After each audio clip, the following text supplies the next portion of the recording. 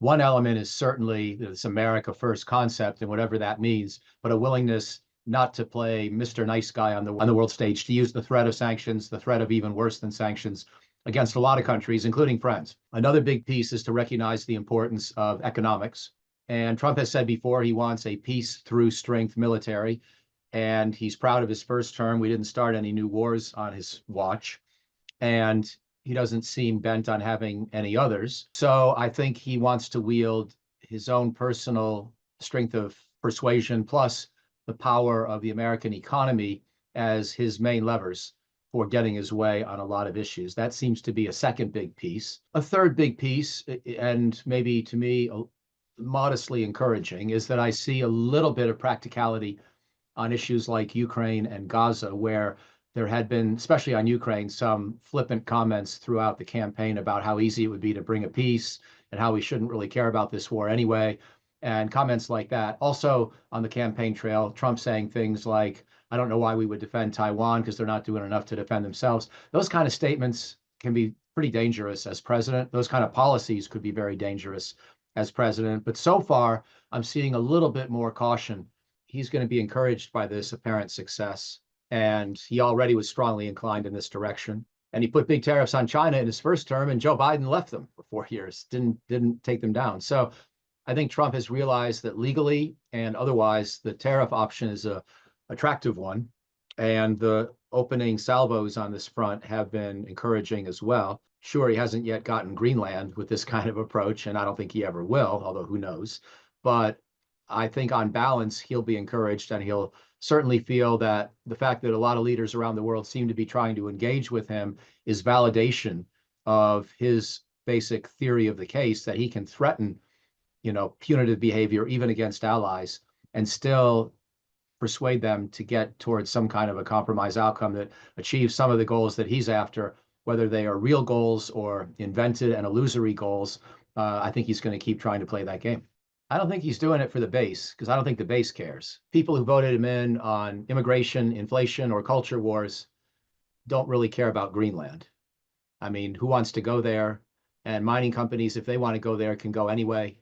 And Americans have enough problems closer to home. And in fact, Trump got elected by basically saying that previous presidents, including Republicans like the Bushes, had done too much in foreign policy, and he was going to pull back.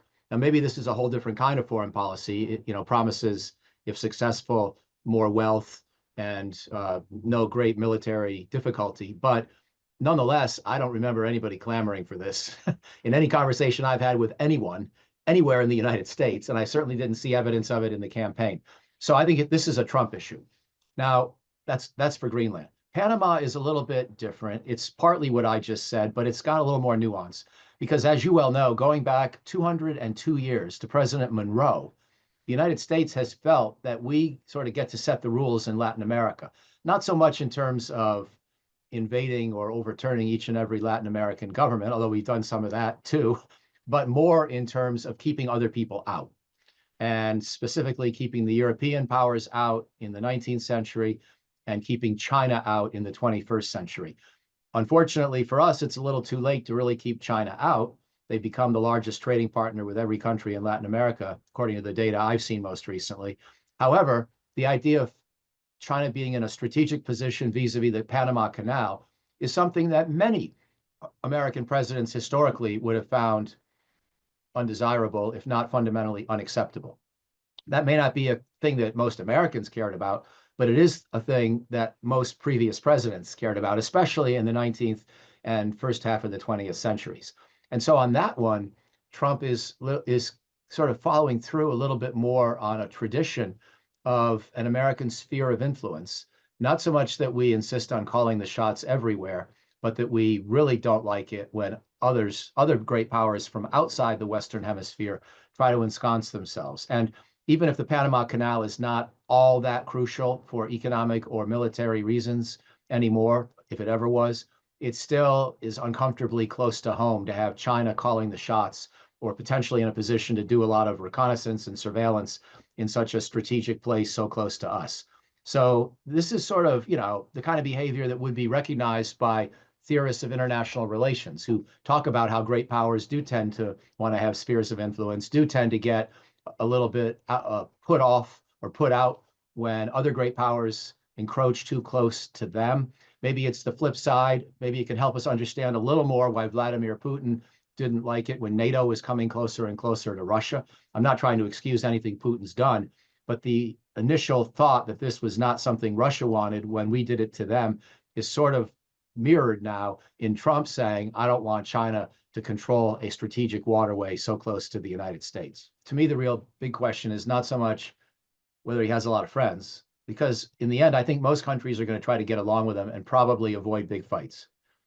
The question is going to be in the 5 or 10 places where there is a big fight, what are the consequences? And that could include, pulling out of South Korea with American armed forces, or deciding to repudiate the application of the NATO treaty to certain frontline countries that are near Russia because we don't want to defend them because Trump got mad at them. Or, heaven forbid, a complete breakdown in his relationship with Vladimir Putin, Xi Jinping, or Kim Jong-un, where the threat of war increases, partly because Trump's previous ability to sort of half tolerate these leaders or half get along with them is lost because he decides he's tried and been betrayed or something like that. And then, of course, the Iranians, another big question as to, he doesn't have any friends there. But the question will be, does the relationship get demonstrably worse? So I'm not that interested in how many people join his fan club. Because that doesn't really matter that much strategically. I'm more interested in whether there are breakdowns in relationships that could increase the risk of war. Trump doesn't care about our reputation per se. He does probably care about his own reputation, but I think it's probably least likely with Korea in the sense that I don't see what benefit the North Koreans could ever think they're going to achieve by winding up in a conflict against the United States. Now, maybe they would try to, I don't know, assassinate a South Korean president or something, and then we feel the need to help South Korea retaliate. So I could be wrong, but basically I expect that problem to sort of stay in a box, more or less. It could get worse if North Korea keeps building nuclear weapons, but I don't expect it to blow up. With Putin, if he decides that Trump's disinterested in Eastern Europe, he could try to pick away at pieces of NATO territory that, to see what the United States and other countries do by way of reaction. That could become very dangerous very fast. And there's a path to war that doesn't require anyone to just decide to make an irrevocable commitment to conflict, but you still wind up in an escalatory ladder. And next thing you know, you're on the brink of direct superpower conflict.